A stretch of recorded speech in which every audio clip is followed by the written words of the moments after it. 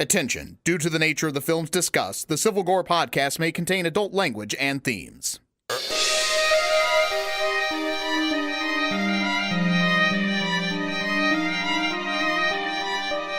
Hey there, everybody. Welcome to episode 77 of the Civil Gore podcast. I am your host, Tim. And this is Brian. And we have a fun show today. We have a possibly one of the best dismemberments, definitely one of the longer ones, but some of the best actually releases in a while. This is good. I mean, well, I shouldn't say in a while because each week pretty much this month is great, but like I don't know if we've had a 1, 2, 3 combo like this one to start off that dismemberment. So I'm actually looking forward to getting to that. Yeah, because these discs are ones that are, we say must buy as our pick of the week. These are like must buy discs. Yeah, right. Week. And even if you own it somehow, these are just way too good to not double dip. Yeah. This is like a three double. It's like a 6 dip. It's like one of those 6 bean dips or whatever that you get at the Super Bowl. It's like that. Exactly. Yeah. And for our movie this week, we kind of continued our loose theme of recent movies that are somehow tied into haunts a little bit. And this one's actually tied in a lot. We're doing a movie called Extremity, which is about a woman and an extreme haunt, which sounded really cool. Yeah, and I want to thank Paul for that one. Paul, of course, my good friend, who has he provided all our fantastic sound effects with our segments and stuff, and he had actually forwarded this to me and told me to check this out. So I was like, wow, this looks right up our alley there. So we ended up watching it, and it ended up becoming our movie of the week, which is even more of a bonus. Yeah, but I think we know what our next movie's going to be. Yeah, I think that one's an easy one. We'll get to that in a little bit, but yeah, let's first get to our first chop. So, Brian, the Alphabet Project continues. We're winding down, getting ever closer to that letter Z, and this week it was T is for Terrified, not to be confused with Terrifier, which we've covered extensively. Because we need to do a full episode of that. We do, because we're big Art the Clown fans. So yes, hopefully if all goes well, I'll get to meet him in a couple weeks. That's right. Yeah, I want a picture. You got to get a picture. Oh yeah, definitely, absolutely. If he's in costume, or even if he's not in costume, who cares? Yeah, I don't think he is in costume, but still, either. Yeah, I got to get a pic with David Howard Thornton. So. All right, so Terrified is on Shudder. It's a Shudder exclusive right now, and it's an Argentinian ghost movie. And it is outstanding. I don't know how I keep running into these just fantastic supernatural movies. And you know me, I love ghost movies, but I'm a little skeptical of them because usually they show too much, or it kind of takes me out of the believability when they show like the ghost too long or whatever, because it's hard to render a ghost on film and make it actually scary. But let me tell you, Terrified does a fantastic job of that. This is a super, super cool movie. It does some things with hauntings that you've never seen before, I guarantee. Oh, wow. Some really ultra super creepy sequences. Just an outstanding movie. It's Spanish with English subtitles. I don't think they have a dub version on Shudder, though I didn't go out and look for it. But I would recommend just watching it with the subtitles. That's the best way to watch these anyway. I heard somebody remark that they had watched Satan's Slaves, the dub version, and it was more like a comedy. So don't ruin it for yourself, because this is a really scary movie, and you deserve to see it with the most impact. So highly, highly recommended. Was this kind of recent? This came out, right? Yeah. It just became a Shudder exclusive like a week ago. Right. Okay. Yeah. Because I remember seeing an ad on through social media. They always like post those things when there's something new and exclusive for them. And I think I saw it go across, and I said, "Oh, I got to check this out." But Tim beat me to the punch. Yeah. I will give you one line to capture your interest, and it's not really a spoiler, but I'll give you one line. Instead of a haunted house, what about a haunted street? Oh, I like that. Yeah. So that's something to whet your appetite there. Oh, nice. So, and then next up, I had the opportunity to do something super, super cool. Yeah, I want to hear about this. This sounds exciting. I purposely didn't ask you any questions because I wanted to hear about it when you talked about it on the show. So. Right. So I have a neighbor across the street I've mentioned before who is into the paranormal ghost hunting stuff. And so he's a big horror fan and likes Halloween and stuff like I do. But he got a free ticket to something called the Asylum, and it is a haunted laser tag. Now, That's awesome. This laser tag facility that we go to is called Battle House, and it's super cool, even non-haunted. It's it uses like the real, like, looks like real military weapons that make sound effects. So when you shoot, you can hear the shells clanging. So this just isn't QZAR. This is no, this is not like a full simulation. Yeah, it's like a full. This is not like vest and stuff. You actually wear a headband with 3 sensors on it, and that's all. And your gun is a sensor, and you have ammo, so you have to reload, and you have to spawn in, so you have to go to a button and spawn in at certain bases. And it's, oh my god! It's inside of I gotta go to this when I come out. Yeah, definitely. It's inside of a big warehouse, so they have stairs and upper floors and hallways and rooms and stuff that you're trying to fight through. And they have different game modes. So when you go and sign up for a session, which is usually about an hour, hour and a half, they have different missions. Like one might be capture the flag, one might be defuse the bomb. Wow, that's long. I remember like the QZAR days where you got like 10 minutes. Yeah, in no, there. this is at least an hour minimum. And but it's so much fun. I mean, it's really fun just outside of the whole haunt thing. Well, then I found out that they have this haunt called the Asylum, and so we go there. Our neighbor was kind enough to invite me because he had this extra ticket, so I said sure, absolutely. Yeah. It's usually about $29, I think, is the cost. And we get there, and the place is pitch dark. Like even the lobby is dark, and we can hear screams coming from inside. And this real scary music going on. So we were like all getting really super pumped for this.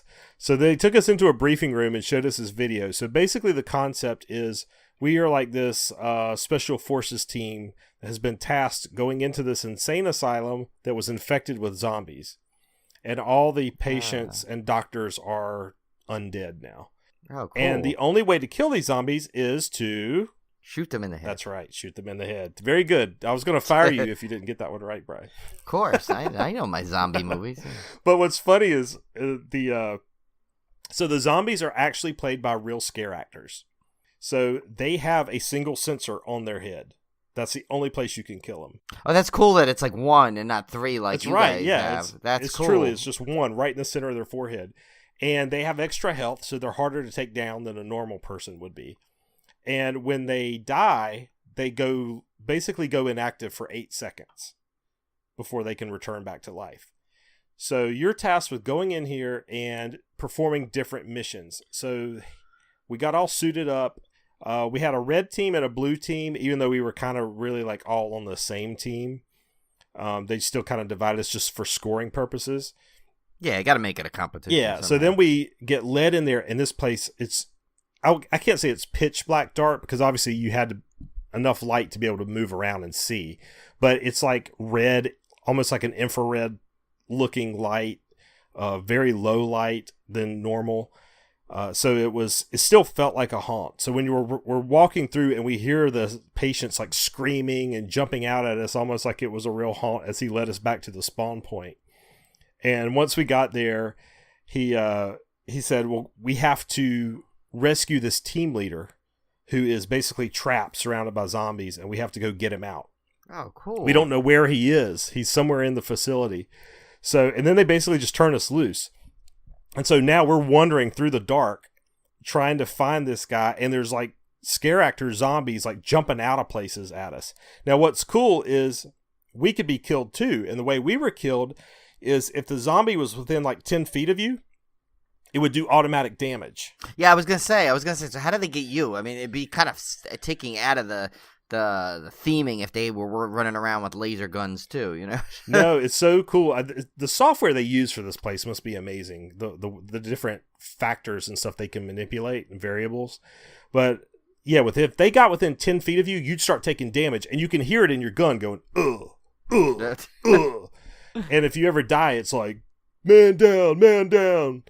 And so you're wandering through and you're trying to keep your distance, and these guys are jumping out at you, and they would walk towards you and shuffle towards you and stuff, just like real zombies. They did an awesome job. The scare actors in this were just amazing. And you would just be frantically just unloading clips in these things, trying to shoot them in the head and kill them. And it was like living in a real life zombie movie is the best way I can describe it. It felt so cool. And there was one point where we had to kill a doctor who had a blood vial on her that had a sample that we could use for the cure. Oh, that's neat. We had to find her. So we came up these stairs and we realized she was up there in this room, but she was guarded by like 3 zombies. So I was kind of keeping up with my neighbor. We were and we had this other couple that kind of hung out with us, that kind of grouped up with us. So we had like a 4-man fire team. So we go up there and we took out one girl zombie that was hanging in the doorway. And then we took out this other guy. So we get into the room with the doctor. We're trying to shoot her because she's undead as well. And she's coming after us. Well, they died. My team died. Oh, no. And the other couple, they died. So I look at some point, and I'm between 2 zombies. I have the doctor who's not dead, who's coming after me. And I turn around, the girl we shot originally coming in, she had come back to life. And she's going at me going, die, die, die, die. And I'm just unloading clip after clip until they finally got me. But it was so much fun. Like, you felt like this pure panic. And it was really neat. It was like being trapped in a haunt for an hour that you could actually shoot the scare actors.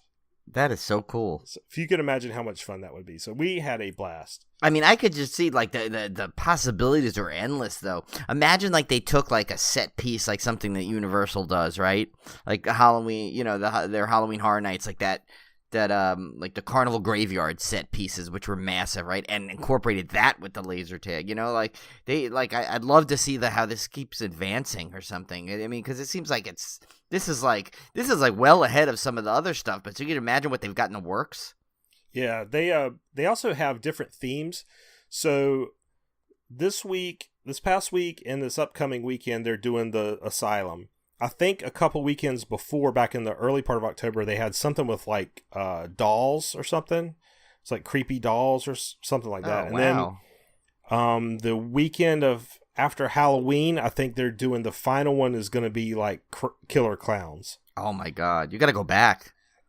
I kind of want to go back now, yeah. So, and this place is so cool because not only do you have these guns, you can get upgrades. Now, they cost extra, but like if you want, you can get a shotgun, you can get an assault rifle, you can get a sniper rifle. Oh, wow. Oh my God. And they all function. They even have a rocket launcher. I mean, they all function in a laser tag way. So, like, for instance, the rocket launcher, when you fire that, it blasts and it kills everybody in a certain radius.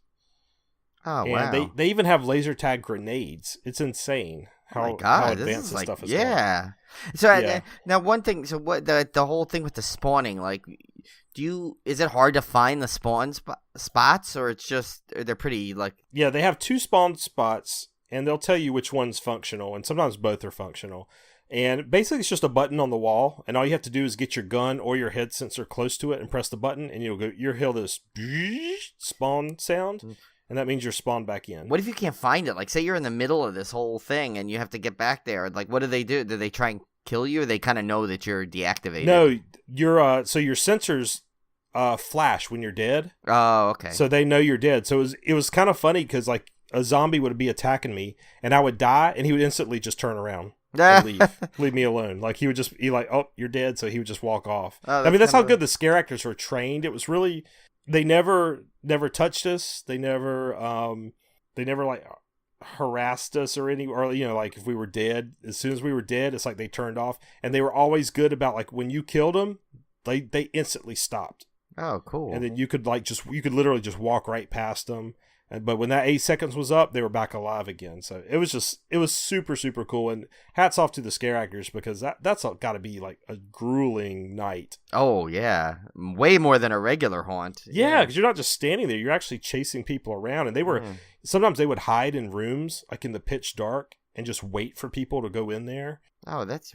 Oh, man, I can't describe how much fun that was. So yeah, Brian, if you ever come down, we'll definitely do Battle House, even if it's not. Oh yeah, no, just Halloween. a regular one. Yeah. Yeah, it's so much fun. It'd be cool if they had sensors though on each like limb, so you could shoot them. So if you shot them in the arm instead, they would just their arm would drag, and like pieces would come off. Yeah. See, I hope they're listening because then I could give them some tips for next year. Yeah, but it was super, super fun. I would definitely go back and do it again. Nice. So we had a couple of Netflix premieres that I was very much looking forward to. Yeah. Now, I only got to watch the first one was The Haunting of Hill House. I only watched the first episode. Yeah, same here. Yeah, we only got to watch the first. Yeah, but it seems really good so far. I mean, there was plenty of creepy stuff. Good cast so far too. I like great cast, great performances. I've heard from people who have binged the whole thing that it's just top notch. It's really, really good. Yeah, so. and Henry Thomas is good too. I like it. He brought him back. Bringing him back Yeah. into something. I know. When he came on screen, I was like, "It's Elliot! It's Elliot!" I know. She was like, "What are you talking about?" I'm Yeah, like, "It's E.T. he looks Elliot." and he looks the same, just He's older. exactly It's the like same, yeah. he's got that same exact face. Like it's like there's no way you're not recognizing him. It's funny. You should go watch. This is completely off tangent. Go try to track down on YouTube Henry Thomas's audition for E.T. Oh, really? that he did. It's amazing. Like, you can tell why Steven Spielberg picked him. I wonder if it's on the DVD. I have that big DVD set of it. That might be where I first saw it, but Yeah, I just remember like getting blown away by that. It was really cool. Because he had to be sad and stuff, like if E.T. died, and so he was running through all those lines and stuff. It was really cool. You know what's funny? I went and saw it. I'd seen it twice in the theater. It's funny. First, my stepmom took me to see it, and then my mom wanted to see it, so she took me afterwards. And I even though when I was a kid, I had like at one point I had like the short hair like that, and I was a short little kid. Not now. I'm a short little adult, but yeah, no, and I was a skinny short kid, and I remember we came out of the seeing E.T. and this older couple came up and asked if I was Elliot. So Oh my I still gosh. remember that. I looked nothing like him. It was so funny, but I guess they were all elderly and they see someone, especially because it's not like we're in California. We were in like Westchester, New York. I mean, why would Henry Thomas be watching his own movie in like Movie Land in Westchester? Yeah, That's funny. but yeah, I always remember that. I'm just like, okay, so random, but all right. So we'll probably have more thoughts on that one as we get through the Right. series. But But definitely a good premiere, though. I love the opening. And actually, I got to tell you that not to give a spoiler, I won't give into details, but that story that the woman tells right in the beginning of that show, the episode, is creepy. The way she describes that. yeah, That's actually... they do a great job of just the atmosphere is great. Yeah, like you're always on edge. The entire... the whole episode, I felt like I was like waiting for something, some kind of jump scare or some kind of creepy something. And most of the time, it's like so funny. It's like they kind of just like led you along and just hit you right when you like started to feel like maybe a sense of calm or like, oh, I guess nothing's gonna happen, and all of a sudden they would get you. So that's what I liked about it. The pacing of it was very deliberately awkward. I would say. Yeah. And it was like, it never quite was ready for stuff, but it was cool. I really liked it so far. I think, I mean, I got to tell you, horror is just, I was telling Julie this tonight. I was like, I think, Tim, I think you and I joked about this before. I'm like, we don't know if it's because now we're on much more alert to it by doing the podcast, but it seems like horror is everywhere now and it's more popular than ever. I don't think it's just because of the podcast, because I've paid pretty good attention to horror stuff even before, and just the amount of stuff going on. I mean, granted, we also have like the streaming services are now matured. That's true. So you have more avenues that we didn't have several years ago. So that's probably part of it. Yeah, you're right. And forget about that. And you can easily binge an entire show, and plus, Shudder alone is an entire horror streaming service, and there's two of them, I think, right? There's another one, Screenbox. There's it, right? There's a Screenbox. I think there's actually a third one. Right, there is. I always forget the name of that one, but yeah. Shudder's the best one by far. Right. I've tried all of them. Yeah, but Shudder's my favorite. Oh yeah, Shudder's the best. The next one up was the one I was we talked about, The Curious Creations of Christine McConnell. So what an odd little show. Yeah. It's very strange. That mummy cat cracks me up, though. Oh, yeah. So basically the premise, we talked about what we thought the premise was on our last episode. Well, now that I've seen it, you basically have this personality, Christine McConnell. I guess she was on a YouTube, you said, or something. Well, she's got Instagram. She's got Twitter. I think she was an Instagram. She kind of, I think, did her thing. Like, she was crafty and did things and was an Instagram star from what it looks like. Like, I really meant to research her a little more. But, like, I looked at her Instagram. She's got, like, a wide variety of, she's got photos, like, of typical what actresses will do on Instagram. But there was also some creation she made and some some funny posed horror things. Like, she made this incredible Frankenstein cake that she shows where she's like literally cutting a slice out, but the face of it looks like it's almost like a universal creation mask of Frankenstein. It's that well done, And then when you watch the show, you see like whether she's getting some other help to make those things the way they are, but still, they're very impressive. So I think she's just always that kind of that was always her thing. Yeah, so she makes these horror creations, typically food items, right? And candies and stuff. I think she's mainly into sweets and baked goods and stuff. Right. But, yeah. So she'll show you like some of this stuff, and I guess the loose concept is she lives in almost this Addams Family sort of house. Yeah, she just there's takes monsters in in every corner. And there's like wayward creatures she takes in and stuff. Yeah, there's a mummy cat. I can't remember his name, but he's hilarious. Yeah. He reminds me of Stewie off Family Guy. Yeah, I was going to say he reminds me of Stewie and the Brain from Pinky and the Brain. Like that he's kind of personality. And then there's Rose the raccoon, who's hilarious too. And then there's a werewolf. It was Edgar, right? I think Edgar, the werewolf guy. And it's weird because like I'm going to show you how to make this cake. And then it'll like cut to like some kind of narrative, like, like something the puppets are trying to do. Yeah. She meets a love interest or something. It's really bizarre. One of the things that drove Olivia crazy. Olivia thinks that she has like zero personality, which I could kind of agree with. I think it's intentional. It might be. Yeah, she has this really like calm, laid back demeanor. She's got like she's basing it kind of off of almost like not some like Martha Stewart, a mix of Martha Stewart and a mix of when Anna Gasteyer did Martha Stewart on Saturday Night Live. Exactly. It's like that. It's like that. And but I'll tell you though, something about it is mesmerizing. It is. Yeah. One of the things that drove Olivia crazy was like, so Olivia was wanting to make this stuff, right? Okay. So she's like, I really want to make this stuff. Well, then like some of this stuff is just completely bonkers, like ambitious. Like yes, okay, if you want to make a chicken pot pie that takes all day long, literally, and bake individual feathers for the freaking chicken for the chicken pot pie, then this might be the show for you. But or it's like step one: create this entire Victorian mansion out of buttercream. Oh my god, yeah, and that was my favorite because she does it, and then like something happens to it, and then she's like, "Well, that's why I always make a spare." I'm like, that probably took you a week. That first one, where are you making a spare? Yeah. But it's such a there's something about it. I don't know about you. I don't know. It like literally mesmerized me. Like I couldn't stop. Like I only got to watch the one episode due to time, but I can't wait to watch more because something about her voice and her demeanor. I know it's like it's like the lack of personality makes it engaging. It's weird. Yes, it's weird. It's a very strange show, but I'll tell you, Brian, if you've only watched the first episode, the puppets get hilariously funnier. No, and I love in the first episode too, where they're like, "Who's she talking to?" when she decides to like kind of do her show. But the way they do it, they almost like break the fourth wall of themselves. It's just such a unique show, and I've seen nothing but like positive comments on it. Like everyone's like, "This is the most bizarre show in the best way possible." Like, and it's like it's something that was you almost like you always wanted it. But you never knew you wanted it because now that it's here, you realize I've always wanted this. It's kind of a show. Well, Brian Henson's involved, so the puppetry is just outstanding. So it's really, really good. So it's worth watching for that alone. Yeah.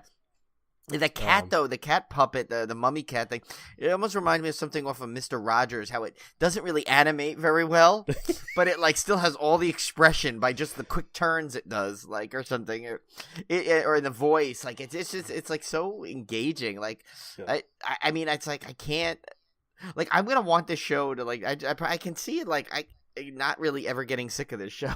It's like, it's really bizarre. Yeah, like, I can't wait to watch more. Yeah.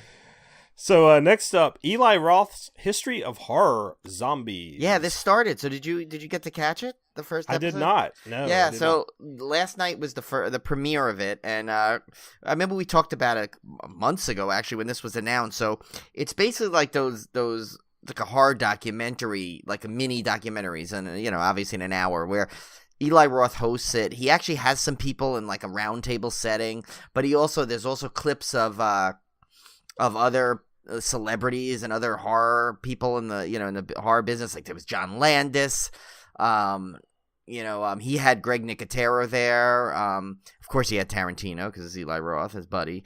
So he was there.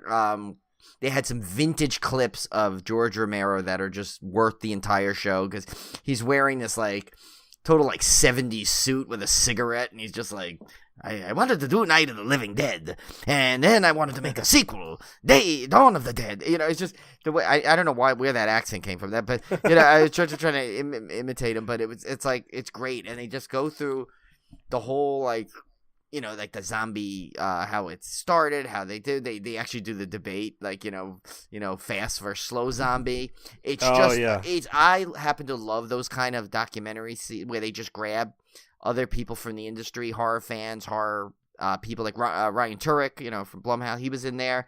I'm there's so many people that make little appearances in it that I'm actually I'm kind of forgetting. They talk about just a lot, all the different inspirations they got. It's just really a great show. And so next week is what I'm really excited. Next week is Slashers Part 1. So they're splitting the Slashers into 2 episodes, which are great. So yeah, I definitely think you need to check. You could probably find it on the AMC app or something, or if not, I'll keep an eye out for it. But yeah, it's definitely of course I set the whole season pass for it or whatever to record this because and actually Julie was getting into watching it too because they had a big Shaun of the Dead sequence and she loves that movie. She got to see the premiere of that at Comic-Con and they were all on stage when they were promoting that in the panel. Oh, cool. Yeah, so there's I'll just check that one out. Yeah, there's just a lot of great stuff on that packed into 1 hour. So it's really a fun show. I can't wait to see the remaining episodes. Next up, big news. Fangoria has arrived. Yes. Did you get yours? Did you get it? Yes. Yeah. Number 1 issue. Yeah, I have to say, I haven't had time to really read any of it yet. I just kind of leaf through it because this is something I want to just sit down for 4 hours straight, unbothered, and just really dig into this and read it from cover to cover because this is a beautiful magazine, I gotta say. I mean, it's just it's like a thick magazine with just all the pages are just glossy. It's almost like a small book in a way. Yeah, it was 100 pages, I believe. Yeah, I mean, and it's the only thing I read actually was the opening, the invocation. They said basically where they describe how what brought it back, and it's funny because they're saying one of the reasons why was because they were saying they realized how they were missing it when George Romero passed away and Fangoria wasn't there to cover it, but mostly because they say because when Get Out came, it was so the words they say culturally seismic horror film since The Exorcist, and there was nothing, no true horror magazine like Fangoria to cover it. I mean, I guess there's other horror magazines out there, but Fangoria was the one, So the fact that it wasn't there, they just realized they needed to bring it back. And while it's obviously not going to be the same as it used to be, where it was monthly and they can do, breaking news things, but even then, it just looks like there's some just fantastic articles in this thing, and this is going to be enjoyable. This is going to be tough wait to the second issue, because I think it's 4 times a year, right? Yeah, and I think you have to look at it as not a magazine, right? But look at it as getting a nice 100-page horror book every quarter. Yeah, because it really is that level of quality, especially with the articles and stuff. Right. So yeah, that's how you can kind of justify the cost. Now, don't look at it as a magazine, like a Newsweek or something. It's definitely more of a book full of just great horror articles. Right. I mean, well, just to give you a preview, one of the articles in there is how to slit your throat with SFX makeup. And then they show pictures and step by step. I mean, it's just, so it's a little different. It's just, but it's going to be, I tell you, I'm so glad it's back. And I'm so glad we got the subscription to this because I think we're going to have a lot of fun getting these every couple of months. Oh, yeah. Next up, speaking of magazines, Mondo's Birth, Death, Movies, Halloween issue. Tell me about that one, Brian, because I did not get this. Yeah, so I saw the ad for this. It was one of those sponsored ads on Facebook by this company called Mondo, and I think they do a whole bunch of stuff, like T-shirts and products and stuff. I wasn't really familiar with what they did, but they were advertising this Halloween issue of the magazine. I expected it to literally be just like an article. You know, they called it the Halloween issue, but this literally is from cover to cover all about the Halloween franchise. It touches on a lot of aspects of it, though. It goes through other slashers, what Halloween inspired after that. There's a great, one of the articles, again, this is one where I want to just literally dive into and read. So it's like I got hit with way too much content in one weekend. Between the horror challenge, the new shows on Netflix, the 2 magazines, I'm just like overwhelmed right now. So it's like, but what a month to be that way, right? That's right. But and there's a great article on horror video games, and they talk about the old Halloween Atari 2600 game in there. And just like, there's just articles on the entire franchise, a lot of the stuff about the new movie, of course. And there's just, so this was and it was $10. I think I shared the link on our social media site when I got it so they could see. So yeah, if you want to pick up a great magazine for $10, this is you got to get this. This thing is great. Yeah, I may have to spring for that because that sounds really cool. Yeah, and a lot of some good interview articles in here. So it's just really good. Some good artwork in there. The cover is amazing. It's just that, like, a sketch of the Michael Myers in his new mask. It's just really, really cool. All right, and finally, Brian and I are going to cross over to another podcast. Yes, perhaps the one that is basically directly responsible for Civil Gore in many respects, because it's our good friends Mike and EB over at Coaster Radio, who, without Coaster Radio, there would be no Civil Gore, and we mean that literally. Because there would be no Tim and Brian. No, I mean, we'd be there, but we might not know each other. We would not know each other, probably. Yeah, and like, we've told this story many a times, but yeah, so around the Halloween season, Coaster Radio likes to go through different things about haunts and everything, and they, of course, they knew we went to Halloween Horror Nights, so they're gonna have us on. We're gonna do a review of that, and they also want to know about some horror movies that take place at theme parks. And I mean, that's just a great podcast to listen to anyway. You could even be just mildly interested in amusement and theme parks, and you will have the best time listening to that. Right. And we based our format on their. We stole. Yeah, we stole their format. Yeah. No, basically, seriously though, we tried to take their conversational, like two buddies in a room talking. That's how they base their podcast, and that's kind of the format we tried to follow. Yeah, and I think, and I see why they're so successful, because it makes it just exactly what you're getting. You're listening to two guys talk about something they both have a common interest in, and it makes it, one, a joy to record, and two, and it's like, I mean, I like to think that the listeners get to enjoy it too, because they just, you hear, you're not just getting like read things, yes, we do our news things, but then we also, we try and have a discussion on it, and we just try and make it really fun. And they're just a great inspiration, and they've helped us over the years too with advice and advertising. I mean, they even we were on their flash briefing on Amazon one day. They mentioned us, so we owe a ton to Mike and EB anyway. So we were, of course, it was a no-brainer when they asked if we'd come on, that of course we'd say yes. So that'll actually drop the same day. It should be dropping the same day as you're listening to this, actually. So you can just go to look up Coaster Radio on iTunes, and you can download that, and and the funny thing is, you could go to back. Tim and I have appeared other times separately. I think once together on the live show. So, but yeah, we've been on there either individually or together. Multiple times. But definitely. Yeah. I mean, even so, just give that podcast a listen, because but not the episodes with just us in it, because it's just a great podcast. It's basically the model that of the type of podcast that I personally love to listen to, and I'm glad we got to, kind of do them proud, so to speak, by kind of emulating them pretty good. Yeah. All right, guys. So we have a big dismemberment coming up. So let's get right to it. Buckle in. Our Blu-ray. Buckle in. These are our Blu-ray releases for October 23rd, 2018. Our dismemberment. Wait, no, please, God, no, don't come up. Okay, so before we get to the good stuff, let's run through some of the quickie. Yeah. Like the steel books and stuff. That's almost becoming its own section now. It really is. So we need to almost make like a pre-dismemberment. Yeah, this is like our prologue. For steel books, we have a Night of the Demons from 1988 steel book. But what's cool about this one is it's also being released in a deluxe edition which is limited to 2,000 copies, which also includes like an exclusive figure and a lithograph. And the figure looks really cool. See, I like when if they're going to limit it, I like when they do that. Like they give the same release to everybody, but then there's like for the hardcore fans that really want to get something limited and cool, they kind of plus it and do that. That's the way you want to do it, because then you're not alienating anyone really, and you're not pissing people off who can't get it, because they could still get the disc content, and I'm sure you could probably still get the figure separately somewhere else. Yeah, you could probably still get everything that they have. Maybe not the lithograph, but you know. Yeah, I believe that's a Shout Factory, by the way. I don't think I mentioned. Yeah, no, it is. I think because I remember them when they announced that actually. Yeah.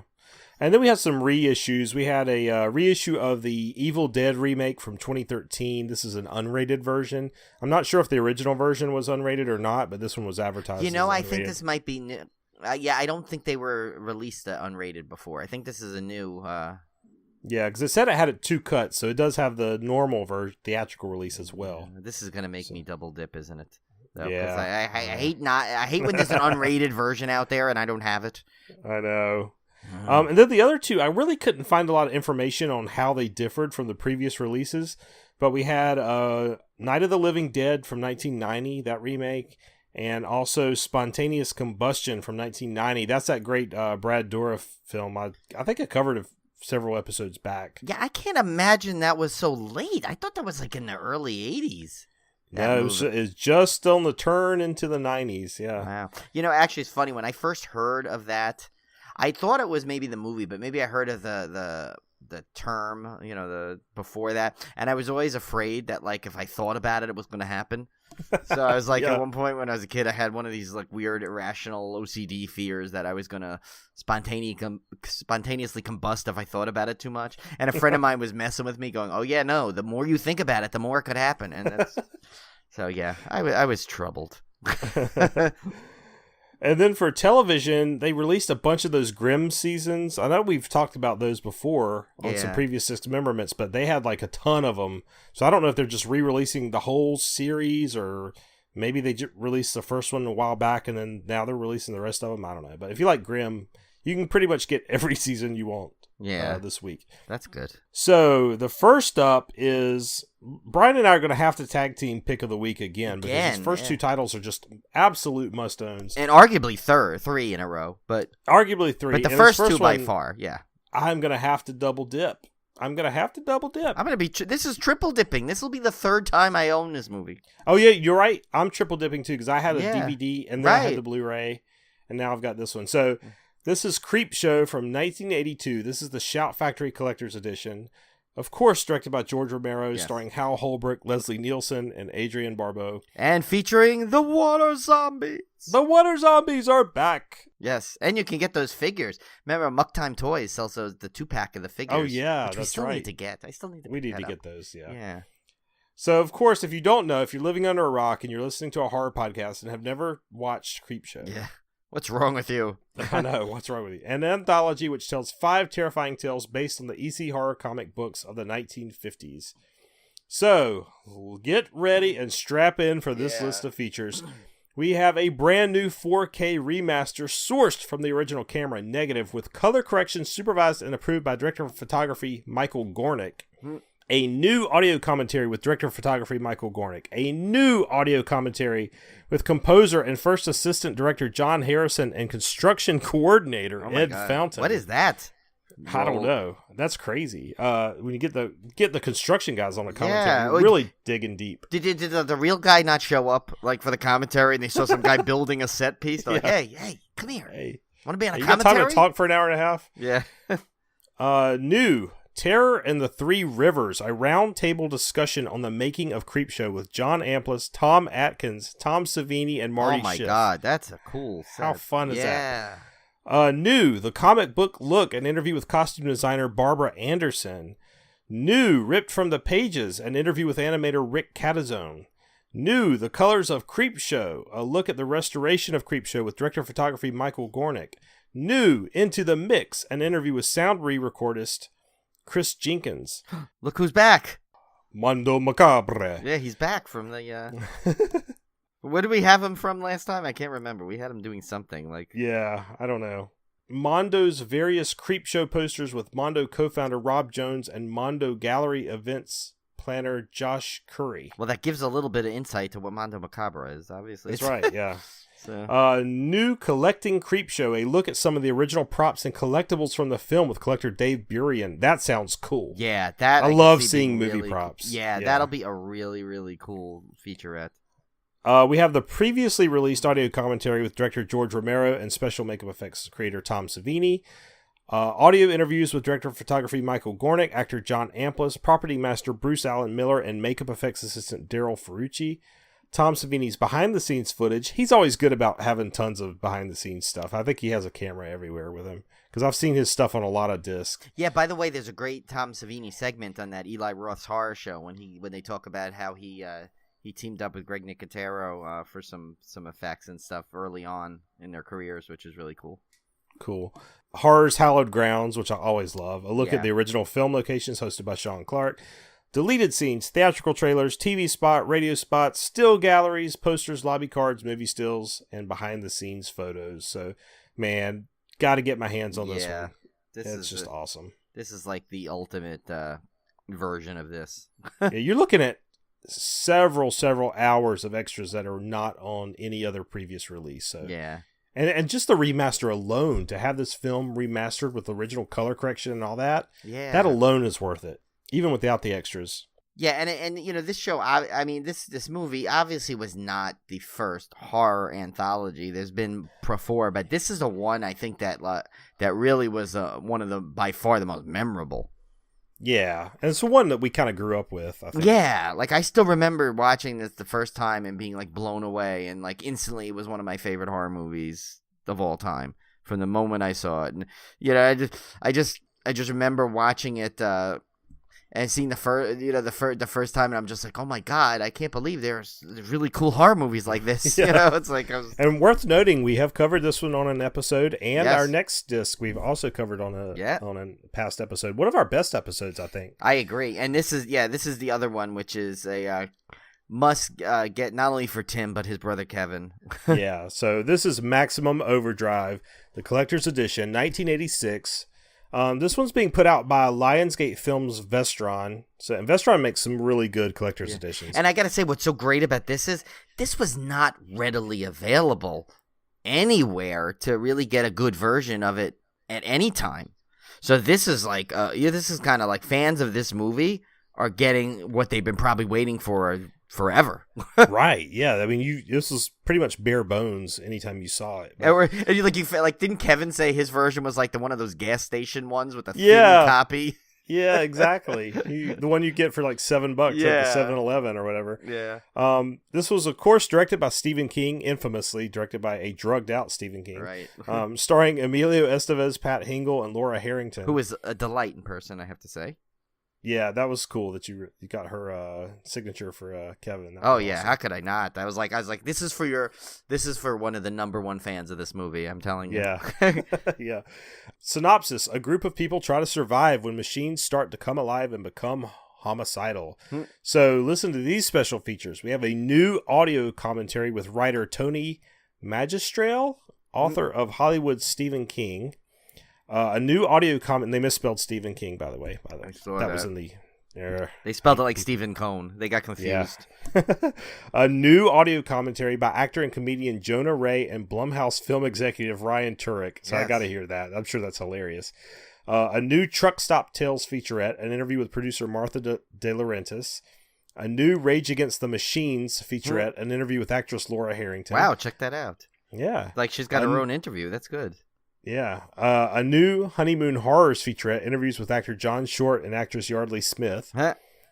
A new Maximum Carnage featurette, an interview with makeup effects creator Dean Gates. And this one I've got to see. Yeah, here's the winner right there. This is the winner. New The Wilmington Factor featurette, a look back at the filming of Maximum Overdrive with members of the production crew in North Carolina. How cool is that? So I wonder, imagine they like, because it was your grandfather's place was in it, right? Imagine they mentioned that place by then. They mention your grandfather just in passing. They're like, "Oh, that would be so guy. Cool." Yeah. So this is like that. Like, I think that might be the first feature I go to if I get this, just because I want to hear.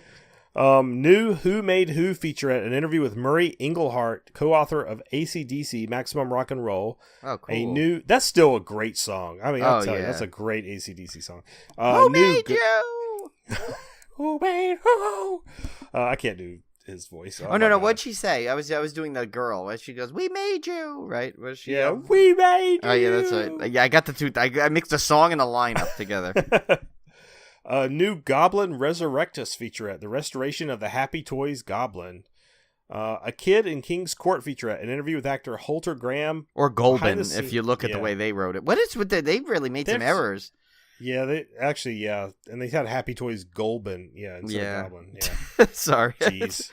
Behind the scenes footage, still gallery, theatrical trailer, and TV spot. So this is absolute must buy. This is one of my favorite cult movies. Oh yeah. So. And I told you that story, right? When Paul and I went to this bar, when I hadn't seen him in a while, so we went to this bar to hang out and catch up, and we went to this specific bar that actually our friend Andy Sato was just at recently, where we went to we wanted to get Pliny the Elder, and we knew they had it there, so we walk in, and literally as soon as we sit down and order our beer, Maximum Overdrive starts on the TV. That's how you know it's a good bar. Yeah, we were like, okay, this was the bar to choose. I think that movie, it was kind of infamously bad for so long, but I think it's kind of got a cult following now. I think people kind of love it now. I mean, if you think about it, it has exactly what you want in a horror film. So why? I think because it was maybe the connection to Stephen King, I think, warped everyone's perception of what it should have been. And if they just forget anything, any preconceptions, just go watch it as a horror film, there's no way you can't enjoy it. Yeah, it's great. I love it. So next up is arguably, in any other week, this would be a top contender for Pick of the Week. This one is called Sisters from 1972, a Criterion release. Yeah. Of course, directed by Brian De Palma, starring the magnificent Margot Kidder, also lovely in real life. Yeah, I'm so upset I never got to meet her. She was always someone I wanted to. Jennifer Salt and Charles Durning. A journalist witnesses a brutal murder in a neighboring apartment, but the police do not believe that the crime took place. With the help of a private detective, she seeks out the truth. That's such a weird synopsis, though. When you actually watch the movie, they really doesn't give you a true taste, in my opinion. I don't know. Yeah, it sounds more like a police procedural action movie or something. It's so much better than what it sounds like. I mean, yes, okay, so you got the premise, but still, you know what I'm saying. It's like when you see the movie, It's like so much more to it. This one has a new 4K digital restoration approved by director Brian De Palma with uncompressed monaural soundtrack on the Blu-ray, a new interview with actor Jennifer Salt, interviews from 2004 with De Palma, actors William Finley and Charles Durning, and producer Edward R. Pressman, audio from a 1973 discussion with De Palma at the AFI, appearance from 1970 by actor Margot Kidder on the Dick Cavett Show. I'm laughing at the next one. More. Yeah, it just says more. It's more. Just trust us. There's more. Yeah, there's more. And then also an essay by critic Carrie Rickey, excerpts from a 1973 interview with De Palma on the making of the film, and a 1973 article by De Palma on working with composer Bernard Herrmann. That is another great disc, yeah. Because I remember when I stumbled upon that movie, I really liked it, and I always kind of wanted it to have in my collection. And I want to say I saw it on Blu-ray or DVD once or twice, and I just never pulled the trigger, and then I really never saw it again. I think it sans like a bootleg at a convention or something, and I know they were available. You could get it, but I'm kind of glad they're doing I waited now, and I could get this really good version of it. Even though I know I've had my love-hate relationship with Criterion, but I think I'm gonna definitely pick this one up. Yeah. Sounds good. Yeah. I think I'll definitely get this one too. The next one up I will not get, probably. No, I don't. This one's called I Bought a Vampire Motorcycle from 1990, which is awfully late for what I thought this film would be. Yeah. I either thought it was awfully late or awfully way too early. I'd see it being one of those weird Amazon Prime titles that were done really cheaply, on Sci-Fi or something now. Or way back in the 80s or late 70s, but it really sounds like a Goosebumps episode, but it does, yeah. This one is released by Kino Lorber, directed by Dirk Campbell, starring Neil Morrissey, Amanda Noor, and Michael Elphick. I like that. Elfic. Yeah, Elfic. When a motorbike gang kills an occultist, the evil spirit he was summoning inhabits a damaged bike. The bike is then bought and restored, but reveals its true nature when it tries to exact vengeance on the gang and anyone else who gets in its way. So I don't know if it's like a vampire motorcycle or more like Christine. Yeah, I don't know. But do you think when the motorcycle goes after the person, he goes, "I'm really mad"? Oh, that was bad. Okay. Sorry, I haven't. Go sit in the corner, Brian. Okay, I'll be back. So while Brian's sitting in the corner, we have a new 4K remaster of the film and audio commentary with director Dirk Campbell, writers John Wolskill and Michael Miller, and actor Alan Frank. A Vampire's Lair featurette. We made a vampire motorcycle documentary. Where Are They Now featurette, an original trailer, and reversible art. And Brian, you're out of timeout. You can come back now. Okay, because I have a comment. I was going to say, do you think they really struggle with the Where Are They Now? Because everyone that was associated with the film was hiding. That's probably right. Yeah. All right, so moving right along. Next up is The Devil's Doorway from 2018, released by Shout Factory, directed by Aislinn Clark, starring Laylor Roddy, Ciaran Flynn, and Helena Barine. So that was our tongue twister for the night. In the fall of 1960, Father Thomas Riley and Father John Thornton were sent by the Vatican to investigate a miraculous event in an Irish home for fallen women, only to uncover something much more horrific. I like the premise, though. Sounds cool. It's interesting. The special features are surprisingly small for the Shout Factory, which is none. There are none, yeah. Well, Shout Factory either goes all in or nothing. Yeah, I think they ran out of just like the special feature bandwidth based on their other titles this month. So they, now this next one up is actually one I would also recommend this week, right? Because it is a really great movie. I've watched it recently. This is Blood and Black Lace from 1964, released by VCI, directed by Mario Bava, starring Cameron Mitchell, Eva Bartok, and Thomas Reiner. A masked, shadowy killer brutally murders the models of a scandalous fashion house in Rome. So this one is interesting because it's so early, but it's very slashery. So it actually does play out like an early slasher. It's really, really cool. Yeah, I've always wanted to see this. I never have, though. It's definitely worth watching and beautifully shot. I mean, the colors and everything in it are just amazing.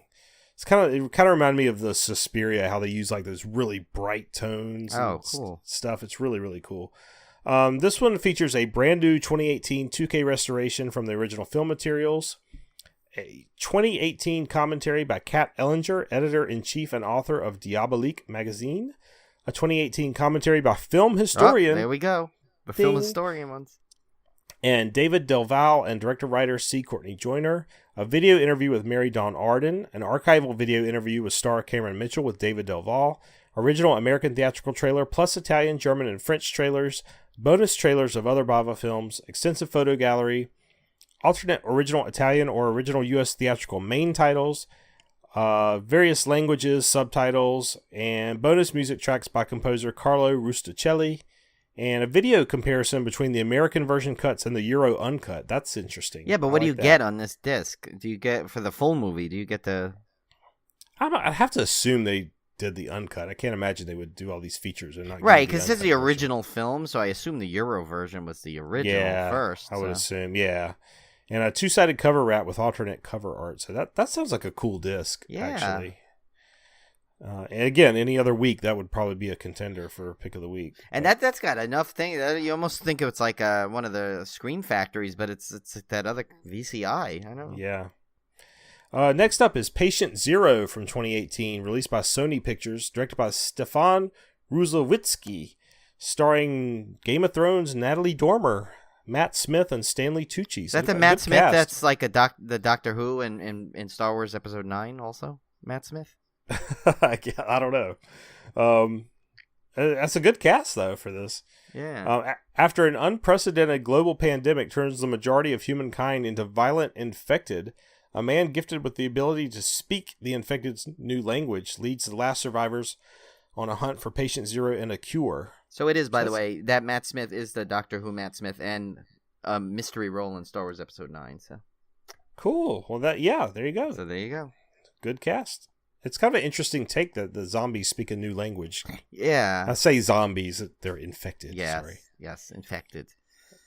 That's what they called the zombies I shot at in laser tag. They called them infected too. They never said zombies, so They didn't have the that's why. rights. No. Next up is a disc called Trauma from 2017, released by Artsploitation Films, directed by Lucio A. Rojas. Rojas. I can't Rojas, speak yeah. Spanish this late at night. Starring Catalina Martin, Macarena. Hey, Macarena. I know, Carrera. yeah. She like dreaded when that dance Yes. came out. She's like, Oh, oh God. crap, I got the worst name ever. And I don't know how you pronounce this with an X. I'd say Zemena. Zemena del Solar. Yeah. That It's a sounds cool name, though. I know. Yeah, that's really cool. Like, you got to live up to that name. Yeah. You can't just be like a nobody. Like, you have to announce yourself every time you come in the room. Yeah. Like, I am Zemena. Zemena del Solar. Yeah, you have to.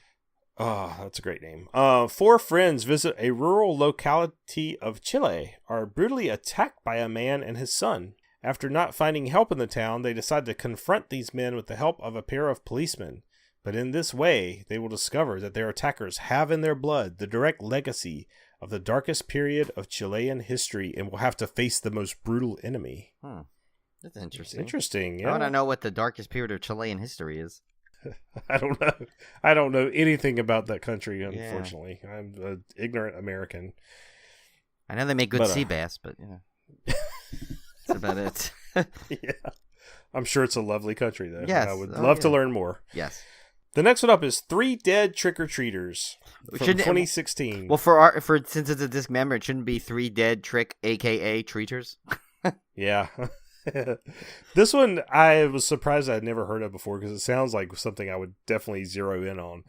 But this one's released by MVD Visual, directed by Torrin Langan, starring Holden Levac, Jeremy Charles Singer, which sounds like a serial killer, and Raven Cousins, a.k.a. That's So Raven Cousins.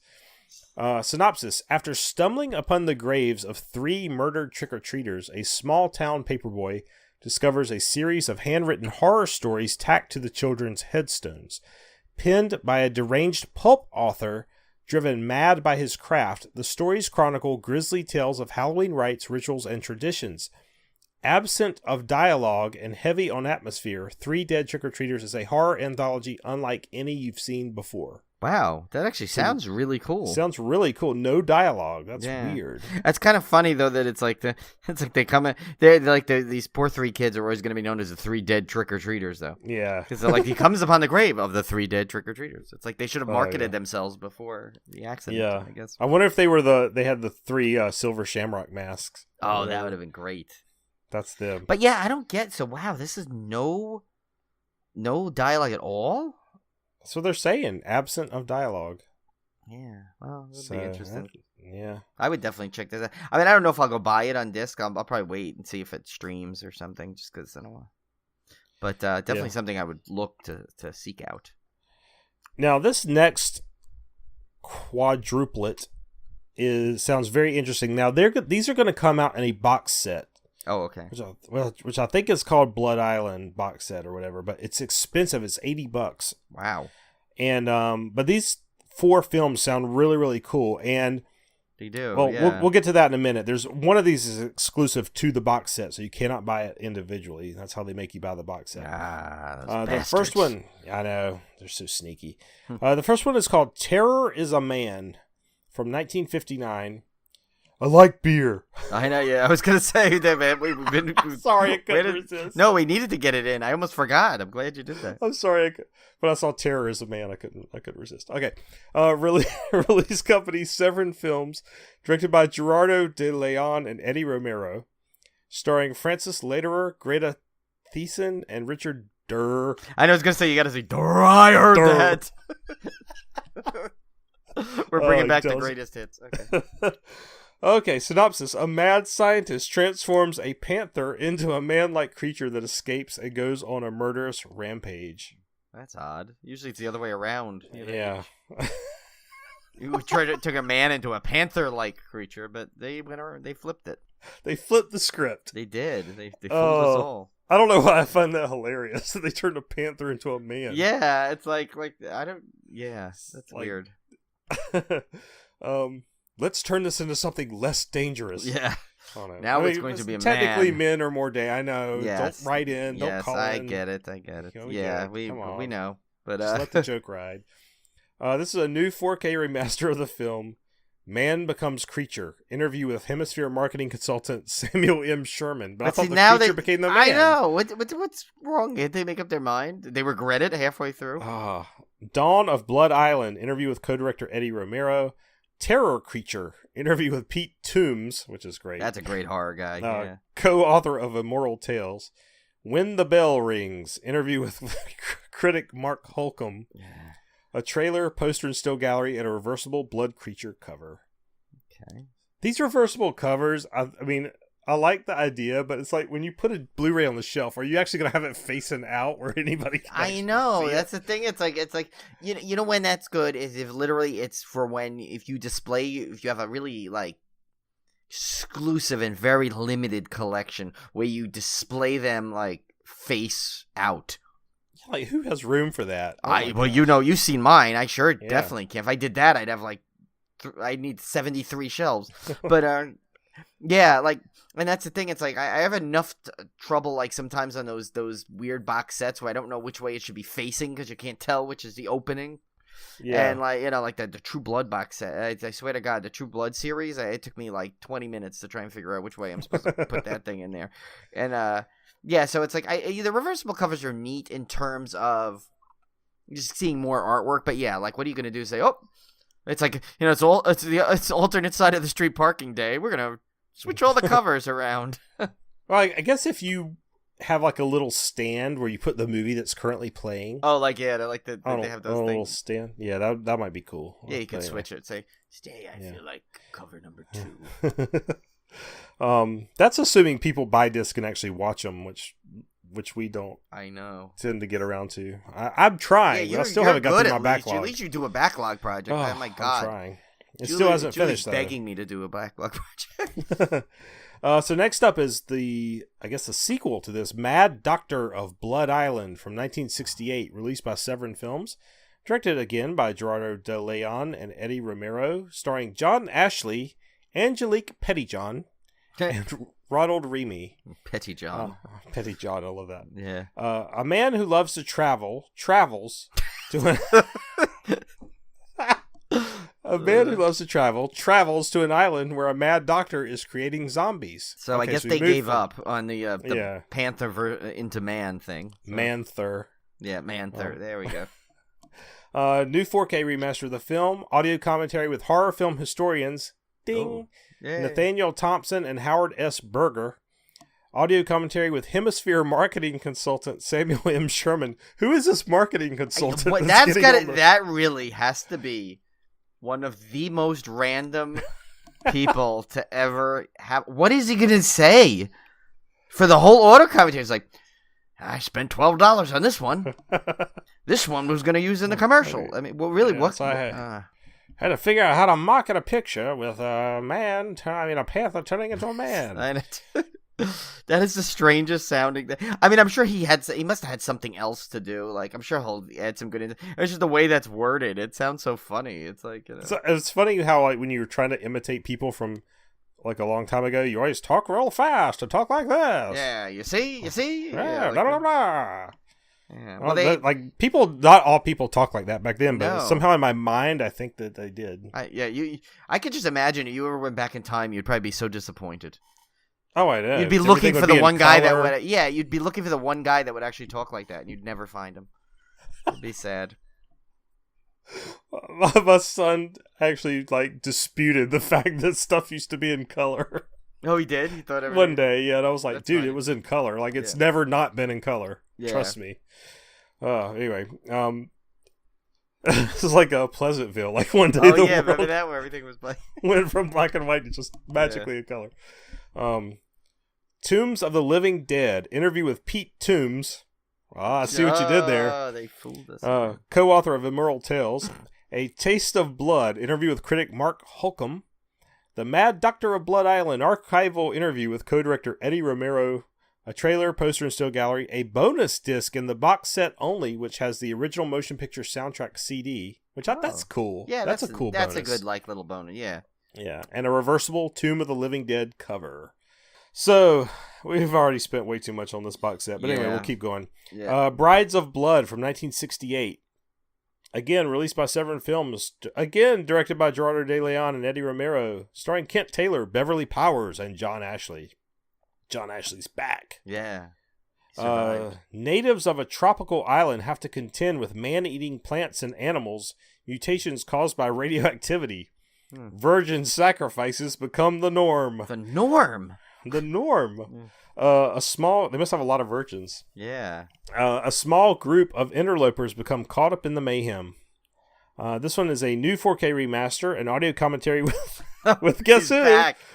Hemisphere marketing consultant Samuel M. Sherman. Boy, they are getting the most out of his contract that he signed to become the marketing consultant. So in honor of him, I'm going to read the rest of it in old-timey voice. Okay, good. Jungle Fury, archival interview with co-director Eddie Romero. Here Comes the Bride, interview with Hemisphere marketing consultant Samuel M. Sherman. Why is he back again already? He's Beverly Hills on Blood Island, interview with actress Beverly Powers, a.k.a. Beverly Hills, alternate Brides of Blood Island title sequence, and Jungle Fury title card. Teaser, trailer, poster, and still gallery, and a reversible Island of Living Horror cover. Yay! And then finally, Beast of Blood, available only in the box set. So if you want to be a completionist, that's the only way you're going to get this.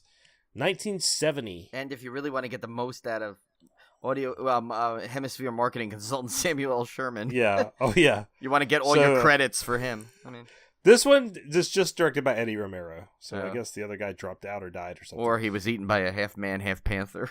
Yeah. Starring John Ashley, he's back, Celeste Yarnall, and Eddie Garcia. A mad scientist creates a monster, but after its head is cut off, he keeps it alive in a serum he has invented. Oh, boy. So John Ashley, I assume, is the mad scientist, because that's been the one constant thread through this. Yeah. But we should ask, if only we knew the marketing consultant. What's his name? Oh, you mean the one that did the audio commentary for this disc? Samuel M. Sherman. Oh, yeah, maybe he'll know. Yeah. Celeste and the Beast, an interview with Celeste Yarnall. Dr. Lorca's Blood Devils, interview with actor Eddie Garcia. A Super 8 digest version, I don't know what that is, and a trailer. They made poster Super 8 film? gallery. Like on film? I don't know. Oh, that's weird. Okay. So yeah, that wraps it up for the disc releases this week. But man, if you can't find something in there to hit your wallet, I don't know what to tell you. Yeah, your wallet's already on its way to the store without you. But of course, we have a huge theatrical release this week. October 19th, the day this drops. Wait, what is coming out now? Really? There's something out this week? Goosebumps 2. Yeah, that's right. No, wait, that was last week. It's on the tip of my tongue. I just can't think of something. It's something with that guy from Saturday Night Live. Right. Like Austin Powers, right? Yeah. It's right on the tip of my tongue. Yeah. But anyway. But something else is coming. Oh, look, Halloween's coming out, though. So we can... Oh, yeah. Well, I guess we'll watch that. Yeah. No, of course. I may go see it. I may just wait for rental. Yeah, might as well at this point, because maybe the disc will come out with a audio commentary with Hemisphere marketing consultant Samuel L. Sherman, M. Sherman. Sorry. Yeah. So of course, perhaps Halloween's coming out. Yeah, perhaps the biggest release of the year in the horror community, of course, is Halloween. Blumhouse's Halloween, which, I mean, to say we're excited for this is very, very understatement. So here's my conundrum, Ryan. I have to go to my dad's Halloween party this weekend. Oh, right. So trying to figure out how I'm going to see Halloween opening weekend is quite the challenge. Oh, no. Well, can you see it like a matinee or Friday night? I'm thinking, I would either have to go Friday night or it'd have to be like late Sunday. I have Friday night tickets, and actually, my friend Paul is in because his movie is the closing film actually in the Chelsea Film Festival. So he's going to be in town. So actually, I ended up getting an extra ticket. So I'll get to see it. Actually, we got to see Victor Crowley together. Now we'll get to see Halloween together, which is kind of cool. That's cool. Yeah. So anyway, I will find a way because we're definitely doing our next week's show on all about Halloween. So I will find a way somehow. Yeah, even if we have to push you go see it like a Monday or something, we push the recording to Wednesday or something, we'll figure it out. Because we'll I may try and see it multiple times anyway before just to get a big fill out of it. And we're definitely going to make that the full episode, because I have a whole. I know I've kind of teased it a little bit, but there's definitely a whole backstory that I want to finally share about the new movie that we'll get to next week, which will be kind of fun. Yeah, for sure. So yeah, definitely looking forward to that one. And I've got free tickets, so. Oh my God, you have no excuse. Get over there. No excuse. So our main feature this week, which we probably won't talk at length about. Right, because I think if you do, it's one of those you can't really go into it too much, because then you basically might as well not watch the movie because you'll spoil it all. But we can kind of get the vibe of it. The vibe of it, yeah. There, it's very much psychological horror, so there's a lot of twists and turns in it that we can't give away. Yeah. But this one is called Extremity. It came out this year, directed by Anthony DeBlasi. I think DeBlasi, right? yeah. DeBlasi. Starring Chad Rook, Dana Christina, and Jay LaRose. A young woman obsessed with horror subjects. Oh, sorry. Yeah. Horror subjects. Yeah. I read that She wrong. might be that too, but yeah. I put the emphasis on the wrong syllable. Yeah. A young woman obsessed with horror subjects herself to hours of grueling torment inside an extreme haunt in an attempt to confront her fears and conquer the tragic past that haunts her. So this was an interesting movie because it has to do with extreme haunts. And of course, I love anything having to do with extreme haunts. And basically, so you have this woman that I think it's safe to say she's had some issues in her life. Yeah, she's damaged. She's damaged good. She's had a troubled upbringing. And so she decides to, against the advice of her therapist, by the way. Yeah. Embark on this adventure to go to this extreme haunt called Perdition. Yeah. And this place is basically out in the middle of nowhere. I didn't quite catch how she knew where to find it, unless they just gave her. I think there's little, because it's done in one of those things where there's a lot of flashbacks to give some exposition. I think there's a spot, like a line where I guess she has to send in an audition or something, or some kind of application, and I think they tell her where to go there. I think it's just more of implied. Like, I don't think they flat out hear the scene where they give her the address, but I'm sure it's like any of those other movies where you hear about extreme haunts where you got to get clues, like when they drop like a thing to tell you where to go. So it's kind of like right. It's like they don't advertise it so that they don't have the public showing up. Yeah, like you have to be approved. Yeah, this one they apply. There's a website out there though, or something, but. Yeah, because there's other people that were finding it. Yeah. So I don't know. But anyway, that's beside the point. Yeah. Basically, she shows up at this extreme haunt, and she's going to subject herself to this with her friend and kind of go through this extreme haunt. Maybe prove to herself to overcome her fears. I guess this is kind of an exercise to overcome her fears and empower herself. Right. I mean, and here's the thing. While it wasn't, it was done really well. I mean, it's definitely not. They lead you to believe, at least through the promotion that I saw, that it was much more an original type of idea than it was. I mean, you've kind of seen, like Tim and I were saying, you kind of seen this a little bit in the houses October built and stuff like that. The second one, that is, where they have these extreme haunt things where the line between reality is blurred, and there's just, and they even borrowed one. I think one of the sequences in there they borrowed from the actual that blackout haunted house. Yeah, because I remember from reading descriptions on that. So it's like, I mean, it's basically, I mean, I see what they did. They tried to add a twist by giving you a kind of a more central character to follow through in some of the other types that you've seen, but. Overall, I think while it was definitely a well done movie and it was entertaining, I definitely don't think it was original by any means. So don't go in there thinking that you're going to see something you've never seen before for this genre. Yeah. But it's definitely something I would check out, especially if you for the haunt aspect of it. Yeah, I mean, I enjoyed the movie. I don't have anything bad to say about it. There's nothing. Sure, but. And it didn't, like, there was no scenes where I was like, oh, when is this over? I wasn't looking at my watch. It was entertaining, and it moved, and it was, you were always trying to, you were interested in where it was progressing, so you were never, completely, like, pulled out of it by any means. So it was good in that, definitely good in that aspect.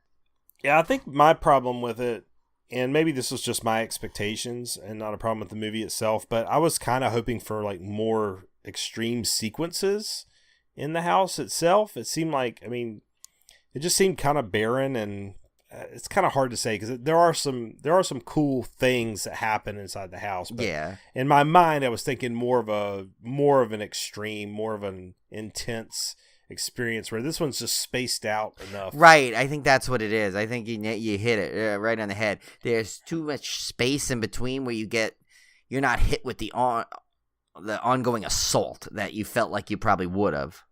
Yeah, like I'm thinking of McCamey Manor, and I'm thinking just constant, Right, never yeah. lets up. Whereas this, it seemed like there was a lot of downtime between sequences where you could kind of collect yourself and not really, be subjected to this psychological torture. You'd be kind of like chilling for a little while you're waiting for them to set up the next thing. I don't know. And maybe, again, it might have been partially my expectations or something with the pacing, but it never felt... I was kind of expecting kind of an onslaught. Right, yeah. Which I didn't get. But. I mean, yeah, and with the flashbacks and the little that by giving you the exposition, I guess maybe that might have been sort of it could have been a negative if going into by thinking based on what we were expecting for it. Not, I wonder if like you revisit it again now, knowing that what it's again. We might see where a little bit clearer why they went that way, but. Yeah, one thing I was thinking actually when I had finished the film, it was like, it's kind of an odd thing for me to think, because typically when I watch a horror film and it seems too formulaic or generic, I think, man, I wish they had just done something more different or whatever. Whereas in this case, I almost thought the psychological aspect they layered on top of it, in a way, I kind of just wanted a traditional formulaic extreme haunt movie. Yeah, I think I did too. Do you know what I mean? Yeah, like, I was kind of hoping it would just be like a normal, just straightforward, they go to this extreme haunt and it's really crazy and stuff happens, and that's kind of what I had going in. And we wanted like a walkthrough, basically. Yeah, I wanted to walk through it. Basically we got a lot of psychological stuff and a lot of troubled upbringing and all this stuff, and it was kind of, and again, maybe I just wasn't in the mood at the time for that, but that's the kind of stuff that kind of detracted from it for me. So not enough haunt stuff, too much psychological stuff. That was my problem with it, but it's still, again, I feel like I'm bad mouthing it because it really was an entertaining movie. Yeah, and the lead actress was phenomenal. There was some good stuff in here. There was some really cool sequences in here, so don't get me wrong, like don't not watch it because of that. Again, a lot of it's probably my expectations, but it's definitely worth checking out. If you enjoy extreme haunts and you enjoy that subject matter, I think you would enjoy it. Yeah. It's definitely, in no way was this a bad movie. We're not saying that at all. No, not at all. It was good. It was entertaining, but it wasn't what I expected, I guess. Right, yeah. But anyway, so we're not gonna say much more because we can't without spoiling it. That's the problem with these. You can, especially with this. I mean, if this movie was out 2 years ago and people had their time to see it, this just was released I think within the last 2 weeks. Yeah. On paper, on video on demand stuff. So we definitely don't want to go into too much more detail until everyone gets a chance to kind of look at it, get to view it themselves. So. Which, Brian, it brings up a point. I've noticed our episodes tend to be front heavy. Yeah. And then our like feature is becoming smaller and smaller as the first chop goes out and the dismemberments and stuff. So I'm wondering, just kind of playing around with the format of the show, like if there should be some kind of, should we flip things around and do the feature first, or should we not do the feature and do something else? I don't know. So if you guys have any feedback on that, let us know. Yeah, I mean, the first chop would have to probably be renamed then, I guess. Yeah, the chop. I mean, it's just it's something I thought about that, especially recently. It's been like the front half of the show is so top heavy, which is fine. I think people enjoy those sections. Yeah, but should that feature film still be a centerpiece of the episode? Or should it be moved somewhere differently, or do we just keep it as it is? I don't know. And I mean, I think when we do a more current film, it's harder because we don't want to go, like when we do our 80s movies or older films, people have most likely seen it by that point, especially people fans of horror. So you can pretty much just go in and go really delve into it. And this one, we're like sidestepping what to say, so we're intentionally limiting it. Like, we could probably talk for another 20 minutes on this if we started going into details, but we wouldn't do that because we want to give everyone a fair chance to You know what we should do, actually? Maybe kind of start doing like a we could try this too, and if you guys think this will be a good idea too, maybe kind of like just not like kind of do like a spoiler version that you can, as like a bonus, you can download if you want to get more content on the film, like going forth. You know, obviously this one we probably won't do it, but like maybe going in the future, if we get movies where we don't want it, like the new Halloween is a perfect example. Like, we are literally going to be recording this days after it's come out.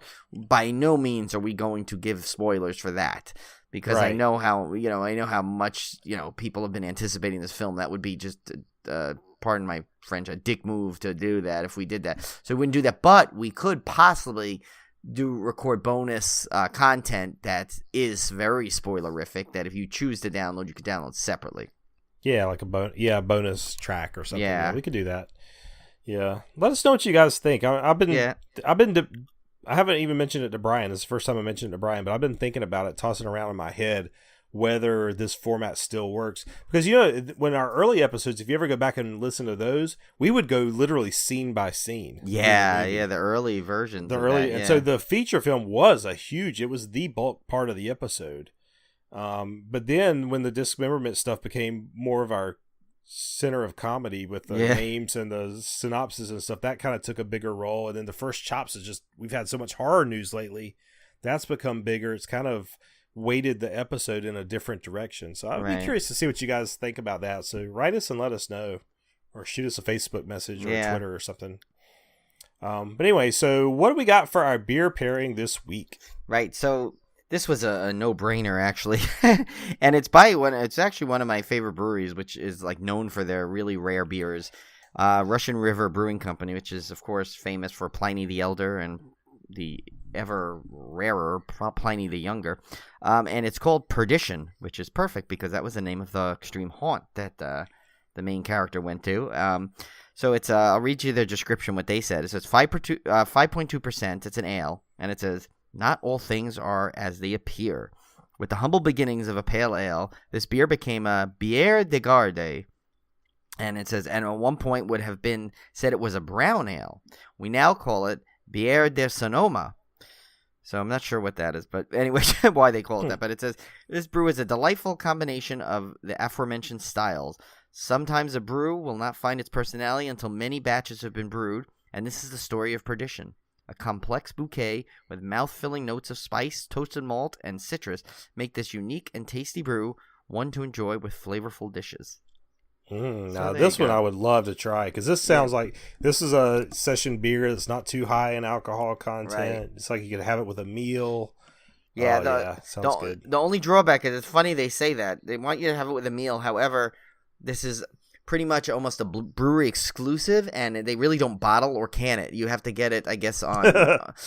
So I assume you can probably get growlers. You might be able to get growlers. That's how you have to do it. Yeah. So I assume it's like probably one of those that is just where they don't really make much in terms of canning or bottles. But actually, Julie and I said we were going to try and hit Russian River on this next trip to California we take. So I'll see if they have it, because they said it's mostly year-round. So it's not something like it's limited in that aspect. It's limited in the way that it doesn't distribute anywhere. So, and speaking of beer, I'm drinking one of those UFO pumpkins, and I will have to say this one's climbing up my rankings. I really like this one. It's not surpassed the Night Owl by any means, but if you like a good pumpkin beer that has some spice to it. Oh, nice. But it still has that good pumpkin flavor underneath. It's pretty darn good. Yeah, give it a thumbs up. I'm drinking one of my Yunkin pumpkins. I still had 2 left, so I had one because I'm saving like some of the good ones till it gets closer to Halloween. Well, and, somehow I went through my Night Owl, so I've got to go buy some more. Oh, of that. No. Yeah, you got to get. Yeah, I got to go out and get just some more variety of pumpkin, because I have a lot of the bigger bottles. Like I still have the Manayunk. I still have the a full bottle of pumpkin, and I have the Punko Lantern, the other one from Manayunk, which is that bourbon stout pumpkin beer. But also, I should say, there's a little off topic, but it's beer topic. So Julie and I and my brother Jeremy actually were finally able to get in an unlikely turn of events, because normally this beer never leaves this brewery unless you go and buy it when they do the limited releases a couple of times a year. And you usually have to buy a ticket in advance for $5. It goes to charity, which guarantees you a place online. And it's by the Maine Brewing Company, and it's called Dinner. So they have lunch, which is hard. It's kind of hard to find too sometimes, but you can usually get it because it distributes at places. But dinner, whenever it gets brewed, it usually sells out the first weekend. It sometimes makes it to local areas around in Maine, but usually it's usually from the brewery only. Somehow they must have had I think they started brewing it more. I think they've definitely had it more than a few times this year, and I guess they've actually brewed more amounts of it each time too. So somehow it ended up circulating in the New York City, Brooklyn area. So it was at a bar, and we saw it on beer menus. So we decided to run over there since we were only a few miles away. We got to try it. It was amazing. First of all, it was one of the best double IPAs I've had. Nice. And the funny thing is, when we went, apparently within an hour later, it was already gone. Wow. They kicked it. Yeah, it was already kicked. So, and then my other brother said that he there was another place in Manhattan that had it, and it was gone too within a few hours. So that's how rare this thing is. So that was like, I had like three beers on like my beer bucket list. There's only the one left I still want to try is Pliny the Younger. That's still the final beer bucket list out of my little 3 that I had up there. I mean, I'm sure there's gonna be more that add to themselves, but right now that was it. So now the dinner's checked off the list. Now Pliny the Younger, I'm setting my sights on you. Nice. All right, so our 6 degrees of decapitation. Last week, we asked you to connect Lex Scott Davis to Mackenzie Davis. It's just kind of boring just to play on names, I guess. Yeah. Lex Scott Davis was in Colorblind with Felix Feliciano. Felix Feliciano was in Sam with Brock Harris, and Brock Harris was in Breathe In with Mackenzie Davis. So yes. A rare 3. Yeah. We got another 3 this week. Again, that's Another 3 threes in a row. Yeah. So this week, I had to laugh at this one too. We're going to connect Dana Christina to Christina Aguilera. I wanted to get so random with the Christina match. That's pretty good. Yeah. So connect Dana Christina to Christina Aguilera of all people. Yeah, and actually Dana Christina, in case you're wondering, she is obviously she's the main star of Extremity. So and she was great. Yeah, she was really, really good. In fact, that could have been, if that was just one more thing on that film, if that main actress was not good, this movie could have spiraled down into a terrible That's film. True. That is true. Yep. So she had a tough role to play. She played it to actually pretty much near perfection, to exactly what you needed to be to sell that role properly. So yeah, so that's another thing we shouldn't forget to say, that she was actually particularly phenomenal in that movie. All right, guys. So next week, Halloween 2018. Yes, with Michael Myers. Yes, You're dead, baby. I can't wait. I can't wait to see this. And Tim, I hope you find a way to get this, because if you don't see this, I will find a way. The first 3 days, I don't know how you're going to survive. Tim's find a way, you know. Yes, they do. Tim's always find a way. All right, guys. So we'll see you back here next week. Take care. Have fun. Michael! No! Jamie's the killer now! Except she's not in the next movie because she wakes up in the hospital and she's no longer evil. I know. Oh, poor Halloween 4 and 5. Okay. See you guys next week.